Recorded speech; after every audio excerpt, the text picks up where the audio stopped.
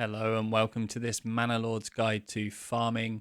We're going to run through everything you need to know to maximize your farming yield in any region, useful development points, and potential mistakes to avoid. So let's dive right in. Firstly, we have the basics of creating a field. If you go to construction, farming, and then field, you can create fields of various shapes and sizes. But before you place a field, you'll see on the right hand side that you have different fertility. You have emmer, which is wheat, which will be used to make bread. You have flax, which we use to produce linen. You have barley, which you can turn into malt, which will be used to produce ale. And you have rye, which is also used to produce bread. These are the ones related to farming, so you should keep those in mind. And depending on what you want to grow, place your fields accordingly. So if I want to grow barley here, you can see that it has a minus icon, which means fertility will be very low and we won't get a very good harvest here at all. If I grow it over here though, it has a double plus, which means we'll get great yields. I recommend only growing crops where you have a double or triple plus, at least to start with, so you can maximize your yields. Rye has the best overall fertility across the map, but you'll need to spend development points to unlock it, but we'll cover that later in the video. So if you've checked the fertility, you found a good spot, now you want to build the field. Something to remember is that fields don't cost anything to construct and they don't require any build time, just preparation when you want to start growing. With regards to the size of the fields, depending on whether you have oxen assigned or how many families you're able to dedicate, I would recommend 1 to 1.5 Morgan in size and more square rather than long and thin. It's not a requirement, but I found this to be the most effective. I like to have some visually appealing fields as well, since that's the beauty of this game and a gridless system. You can create these awesome curvy fields that follow the path like this one. I have to admit that I don't play trying to super optimize everything, so I'm sure there are more efficient methods out there, but for me, these have worked perfectly fine so far. So let's build this field now and we can check the fertility. Fertility will drop for each crop the more that you farm it without fallowing, so do try to rotate and fallow fields as much as possible. Make sure that you have a farmhouse built near your fields so your workers don't have to go far for ploughing and also bringing back harvested crops. They will bring back goods to the farmhouse before they can be picked up and taken to the granary or elsewhere. You can use multiple farmhouses as well to spread out the work and have them closer to each field. This allows you to also assign more oxen once you have that unlocked. And I'd also recommend building a hitching post or stable near your farmhouses to have the oxen close by and readily available. Now let's talk development points for farming. If you haven't watched my guide on the best Manor Lords development points, there's a link in the description below, so go check that out afterwards.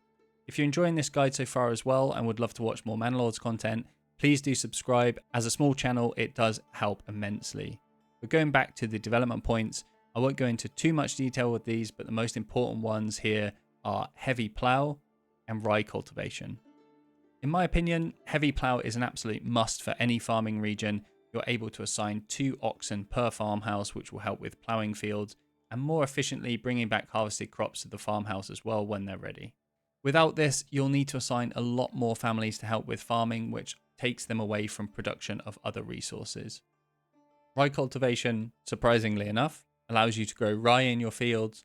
If you have this, you won't need to use wheat anymore, since rye is almost always equal or better fertility.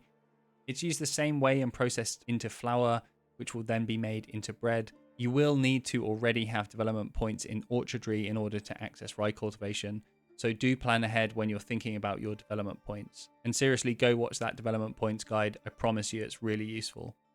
The 2 other development points are irrigation and fertilization, but given the limited development points currently available for Manor Lords Early Access, I wouldn't currently recommend those.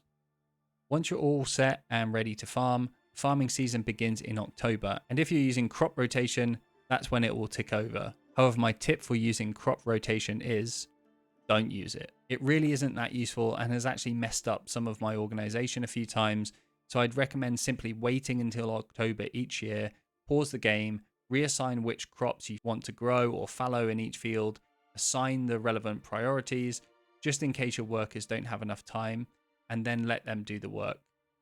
Once your fields are ploughed and sown, you can monitor the crop growth on this screen.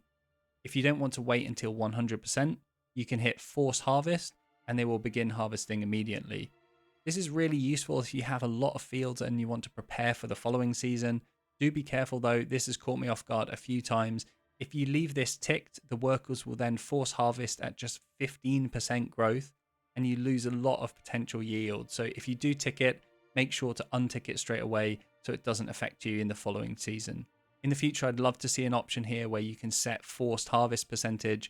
I think sticking it around 85 to 90% would really work nicely to make crop rotation a lot more hands-off.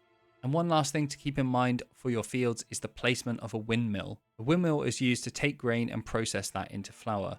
They have optimal placement away from buildings or trees, and if you stick them strategically near your fields, you can have a really nice setup that looks pretty cool as well.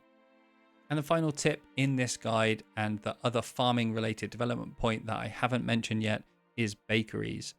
These allow you to create an artisan bakery in your burgage plots to produce bread at twice the efficiency of a communal oven. As I mentioned in my Manor Lords food guide, I really like this development point and I've had some crazy bread output in regions after taking this, which meant I could trade that with my other regions or sell it for profit. So overall, I think this is a solid option. And that's it. That's my guide to farming in Manor Lords. If you like the video, please give it a like and subscribe to the channel for more Manor Lords content and the Let's Play series. Let me know in the comments what other videos you'd like to see in the future as well. So happy farming, and as always, see you in the next one.